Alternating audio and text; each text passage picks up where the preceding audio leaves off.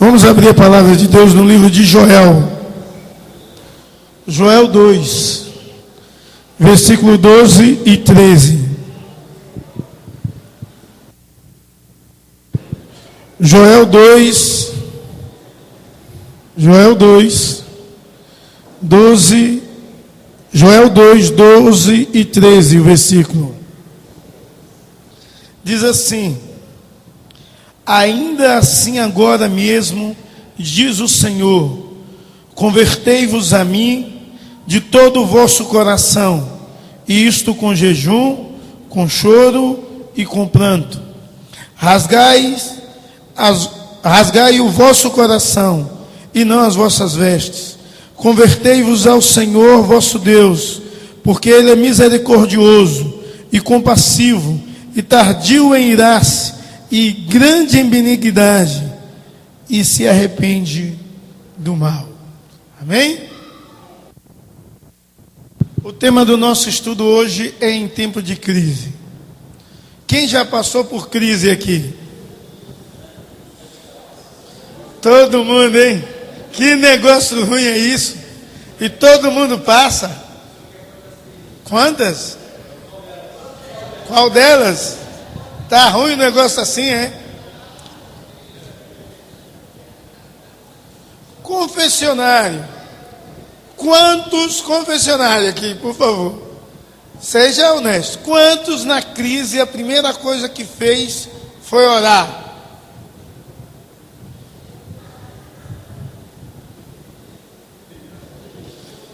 Quem gosta de passar por crise?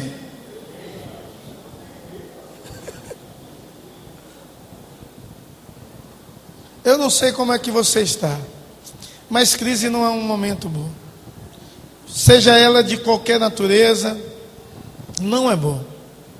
Crise é um negócio que dói muito o nosso coração. Crise faz com que a pessoa chore muito e também faz com que a pessoa ore mais. E nesse aspecto ela é proveitosa.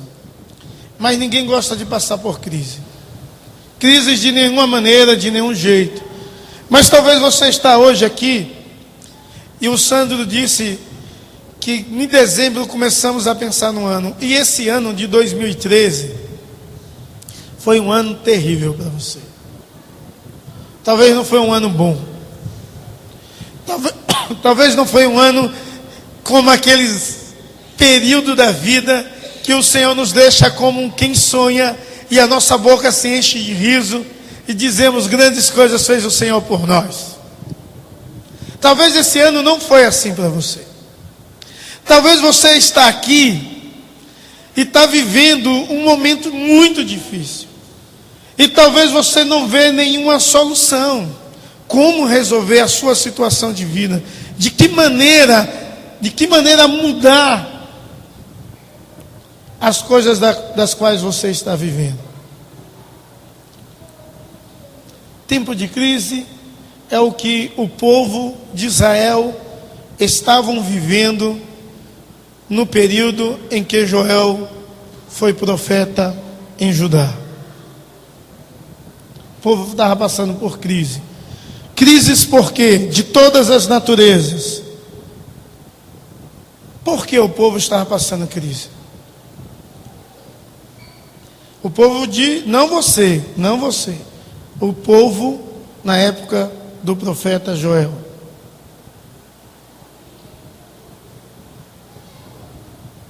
É um estudo, irmãos. Então, alguém tem que falar alguma coisa. Não alguma coisa, repetir a palavra que eu estou falando. Oi?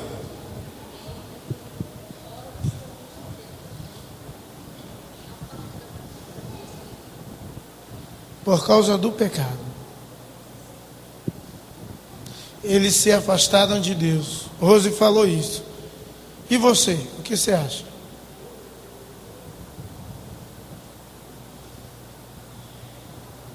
Sim, Isabel, pode falar. Oi? Então vou. Não, teve várias coisas, mas é o porquê. O porquê de forma genérica, e vão ficar por essa por causa do pecado. E a irmã disse que o povo se afastou da presença de Deus. É verdade. Mas eu quero fazer uma pergunta a vocês. Toda vez que temos crise, é por causa do pecado? Não? Mas tem crises por pecado? Tem. Sabe quando você toma uma decisão? Tem gente que provoca uma crise.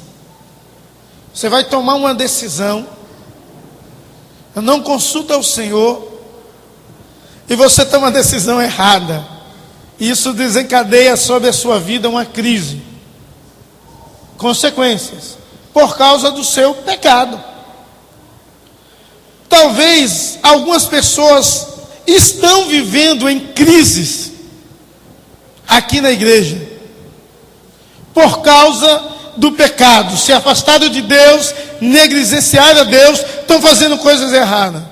Mas talvez você está passando por uma crise, porque Deus quer te aperfeiçoar, quer que você ore mais, quer que você cresça mais, quer que em meio às crises, essa seja pedagógica para a sua vida, para aperfeiçoamento, para que você fique maduro, firme, íntegro, e em nada deficiente, como se diz o texto da palavra de Deus.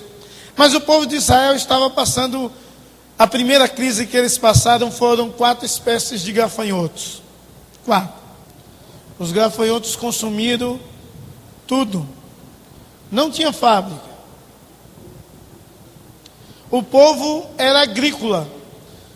Então vivia da agricultura. Foi comido tudo. Mas o texto diz que além disso houve uma grande seca.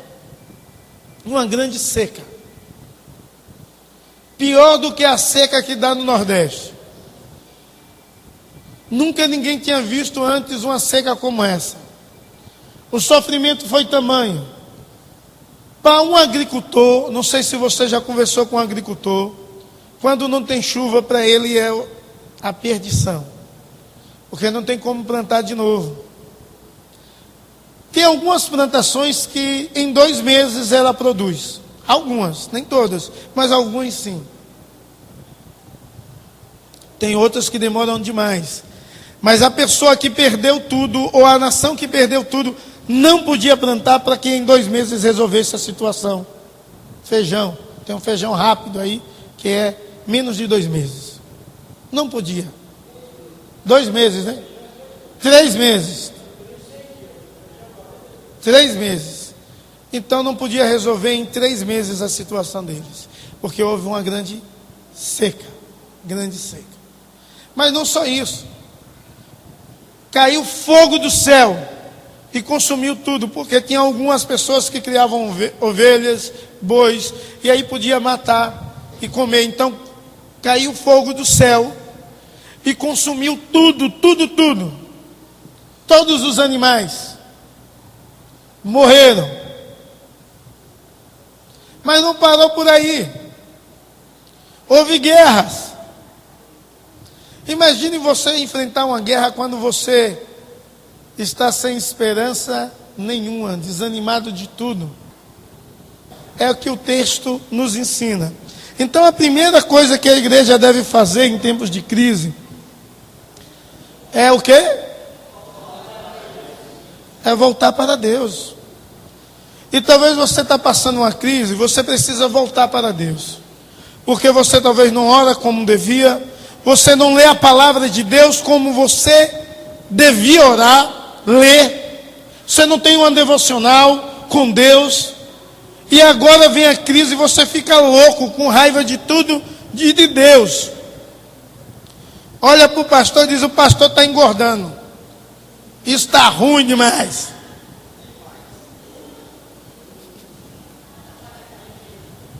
O pastor vai pregar e diz que em tempo de crise devemos criar. Não estou dizendo isso. Estou dizendo que o mundo corporativo faz isso. E nesse momento é um momento criativo. Mas a igreja deve voltar-se a Deus. em uma vida do primeiro amor, em uma prática que você tinha antes, na sua maior intimidade com Deus. E aí o texto nos ensina de que maneira devemos voltar a Deus. E a primeira coisa, com uma relação pessoal com Deus. Versículo 12, alguém leia aí, por favor. Assim diz o Senhor. Agora mesmo diz o Senhor: convertei-vos a mim de todo o vosso coração, e isso com jejuns, com choro e com pranto. O versículo diz que é necessário ter uma conversão. Quantas vezes devemos nos converter? O Nicodemos está dizendo uma única vez. Todos os dias, se possível, irmãos. Todos os dias você erra. Todos os dias você tem de ter uma relação pessoal com Deus. E quando você não tem, você deve se converter, voltar. Quando você perde a prática de exercícios espirituais, de uma vida de uma devocional autêntica e sincera, porque Deus está cansado de rituais. Assim mesmo, agora diz o Senhor: rasgai os vossos corações. Deus não quer que você rasgue as vossas vestes, que era uma prática de arrependimento no passado. Era a pessoa rasgar as vestes, jogar pano de saco e cinza sobre a sua cabeça e chorar muito. E muitas pessoas faziam isso sem ter arrependimento genuíno e sincero, sem ter uma relação com Deus, por simples rituais. Como o que acontece no culto no momento de confissão.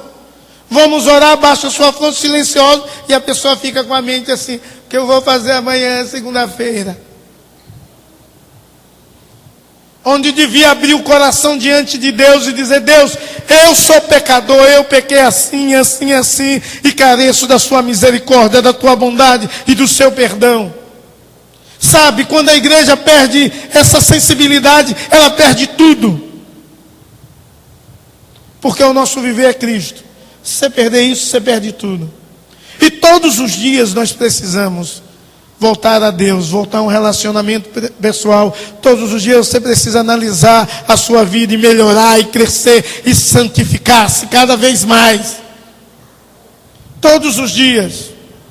Então quem precisa voltar para Deus? Você precisa voltar-se para Deus.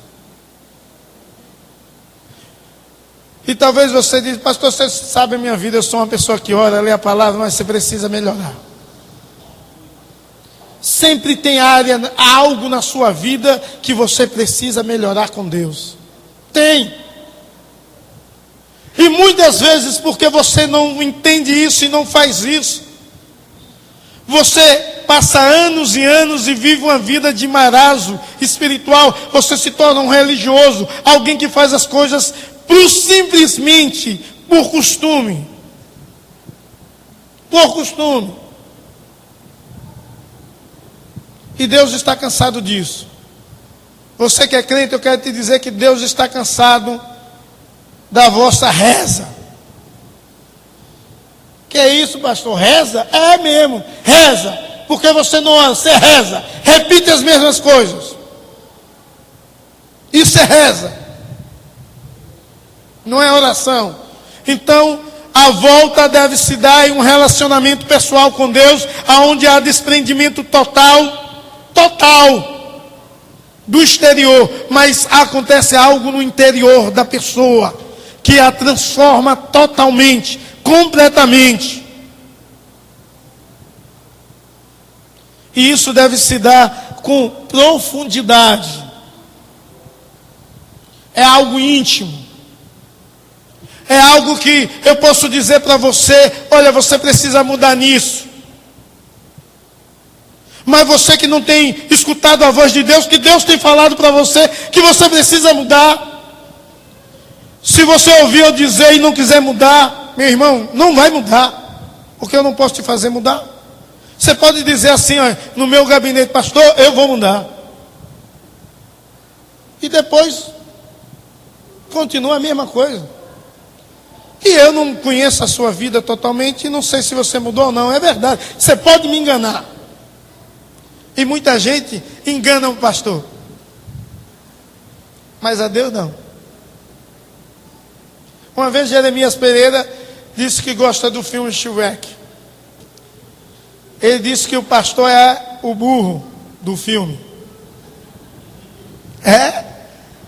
Porque é um cara extremamente inteligente. Olha, puxando meu saco agora. Mas é um cara que não sabe nada ao mesmo tempo. As sacadas do filme é do burro. Mas o burro tem um estigma de ser burro. A volta tem de se dar com atividades. Versículo 15. Tocai a trombeta em Sião, promulgai um santo jejum, proclamai uma assembleia solene. Está acontecendo as coisas, a nação está perecendo, então vamos tocar trombeta, soar o alarme, o povo deve despertar. Fazer o que mais? Jejum é uma atividade.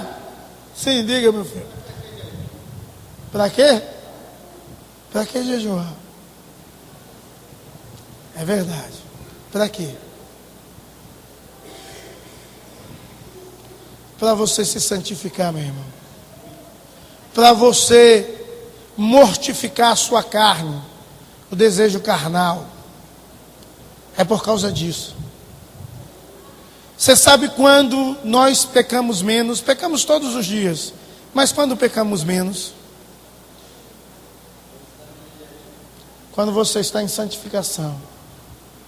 Então, quanto mais você ora, jejua, lê a palavra, você mortifica a sua carne e você se aproxima mais de Deus. E esse povo entendia isso. Coisa que a igreja primitiva entendia também. Mas coisas que as nossas igrejas não entendem mais. E o povo bota desculpa de todo jeito para não jejuar. Eu tenho uma úlcera no estômago. Eu não posso jejuar. Além de jejuar, versículo 15. Eles convocaram a assembleia, se reuniram e disseram, o que é que vão fazer mais? Aí eles choraram. Meu irmão, qual foi a última vez que você orou e chorou diante de Deus? Glória a Deus, meu irmão. Eu sei disso. Mas eu sei que muita gente, a minha irmã aqui, ela diz toda vez que ora, ela chora. E eu sei disso. A irmã tem um dom de intercessão. Agora eu fico pensando assim em você, meu irmão. Quando foi que você chorou diante de Deus? Quando foi que você chorou na presença de Deus? Se todo mundo aqui, quando eu perguntei que passou por crise, tu levantou, quando foi que você se quebrantou diante de Deus, reconhecendo a sua limitação, reconhecendo que você não pode, e que se Deus não agir, não vai mudar nada na sua vida e nem na sua história? Quando? Quando foi que isso aconteceu? Há quanto tempo você não faz isso?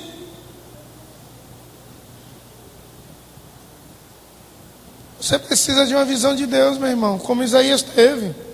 Porque se você não tem feito isso, meu irmão, está faltando algo na sua vida. Você precisa ver Deus, para ver o quanto Ele é santo e o quanto você é pecador. Versículo 16. Fala ainda sobre atividades. Congregai o povo, santificai a congregação, ajuntai os anciãos, reuni os filhinhos e os que mamam, saia o noivo da sua recâmara e a noiva do seu aposento.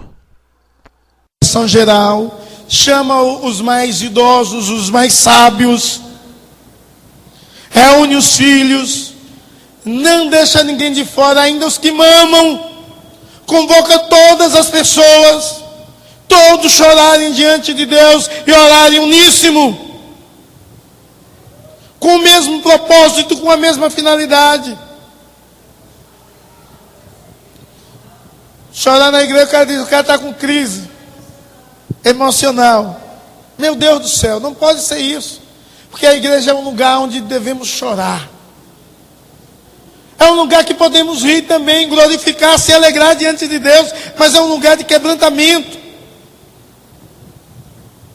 E o que aconteceu foi isso, foi um quebrantamento geral. Meus irmãos, você quer ter um ano abençoado?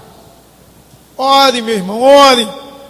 Se você quer ter um ano melhor do que esse, ore. E eu ia fazer uma campanha de oração igual essa que eu fiz, mas eu ia fazer diferente. Aí depois eu disse, não, vamos mudar. Eu ia fazer o seguinte: os primeiros 12 dias, cada dia você ia orar pelo mês do ano. Para que Deus te dê, o presbítero ficou assim, como pelo mês do ano? Para que Deus te dê bênção, vitória, livramento, para que você cresça naquele mês. Quem já orou assim, além de mim? Porque eu já orei, Deus, o ano passado, janeiro, Deus me abençoa nesse mês, que eu não venha passar por tribulações, que eu possa sentir mais a tua presença. Eu já orei assim. É uma boa prática. Sabe uma coisa boa? O seu celular tem despertador. Bote lá no seu celular: preciso me santificar. Bote para despertar. 12:00 e vai orar. 3 horas da tarde. Oração forte, de 12:00 a 3 horas da tarde. Vai orar. Qualquer hora, meu irmão. Para você não esquecer. Porque o corre da vida, você esquece de orar. E ora quando vai dormir. E diz, Deus, obrigado, tá bom, tchau. Amém. É assim. Mas houve um arrependimento sincero.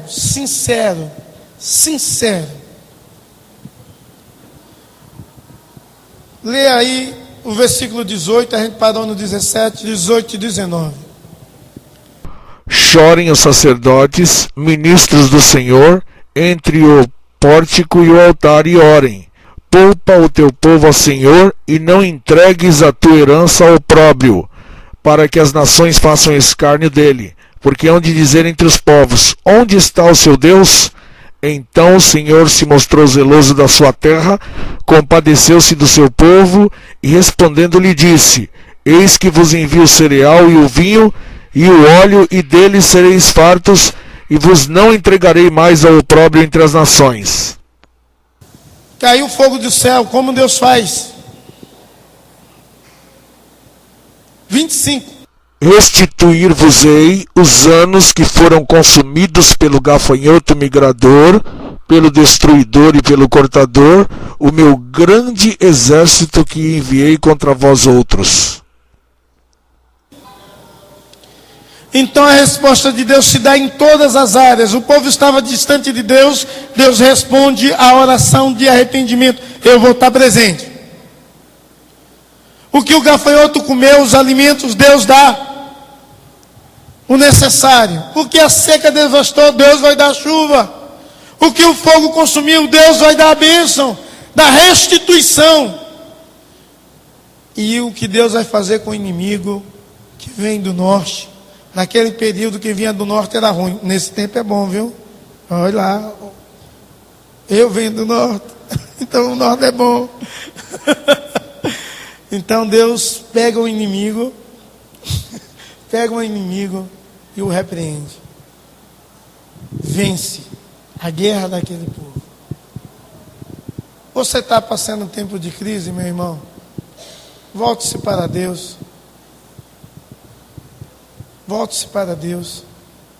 Que em nome de Jesus você possa voltar em um momento especial de um relacionamento como você nunca teve com Deus. Que isso seja com profundidade, com sinceridade. que haja realmente atividades que glorifiquem a Deus na sua vida. Porque talvez você trabalha tanto, é tanto ativismo, mas você se esquece de ter um relacionamento com Deus. E eu vou te dizer uma coisa: se você quer ter um ano abençoado, com crise ou sem crise,